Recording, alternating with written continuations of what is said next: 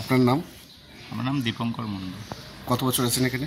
আমি এখানে এসেছি 10 বছর, কিন্তু আমার পূর্বপুরুষ থেকে আমরা এই ধর্মের দীক্ষিত। আচ্ছা, মানে এই ধর্ম বলতে কোন ধর্ম? এই সতীমায় কর্তাবাজা ধর্ম। কর্তাভাজা ধর্ম, আচ্ছা। তো সতীমা কে ছিলেন একটু বলবেন সংক্ষেপে?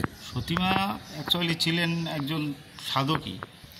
চৈতন্য মহাপ্রভুকে উনি সন্তান রূপে পেয়েছিলেন সাধনা সিদ্ধি লাভ করে, এবং মহাপ্রভু এখানে ফকির ঠাকুর রূপে এখানে এসেছিলেন, এসে মাকে দীক্ষা দিয়েছিলেন। মা ডালিম গাছের নিচেই বসে সাধনা সিদ্ধি লাভ করেছিলেন, এবং পরবর্তীকালে মা গর্ভে চৈতন্য মহাপ্রভু সন্তান রূপে এসেছিলেন।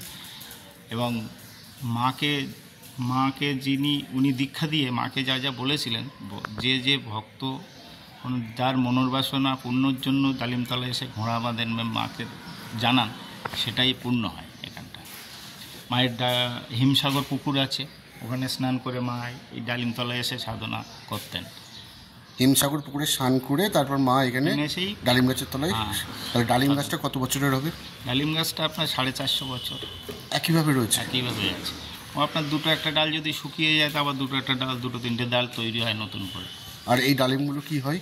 ডালিমগুলো গাছেই থাকে, পড়ে নিচে পড়লে ভক্তরা প্রসাদ রূপে আহার করে। এখানে মেলাটা কোন সময় হয়? মেলাটা আপনার হোলির দোলের সময়। আবার ফলছোড়া উৎসব আছে আমাদের এই রথে। আচ্ছা, রথের সময় ফলছোড়া উৎসব হয়। এখানে মায়ের বংশধর যেনারা আছেন ওনারা ফল ছোড়েন।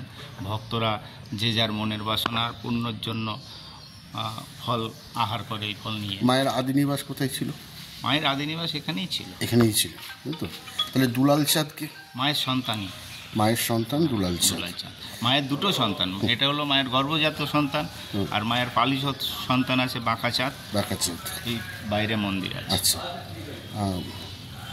তো এখন ভক্ত সংখ্যা কীরকম মায়ের? হ্যাঁ, প্রচুর ভক্ত, সারা ভারতবর্ষ জুড়ে। সারা ভারতবর্ষের বাইরে, বাংলাদেশ, আমেরিকা সব জায়গায় আছে। আচ্ছা, মা একটু বলতে পারবেন মা কত বছর বয়সে সিদ্ধি লাভ করেছিলেন? আসলে সেটা আমাদের অত জানা নেই। আপনি বইটার ভিতরে আচ্ছা, পুকুরটা ওই খেতেই? হ্যাঁ, মেন গেটের থেকে বেরিয়ে সোজা গিয়ে দেখবেন পুকুর। হ্যাঁ, মেন গেট। আচ্ছা, ঠিক আছে।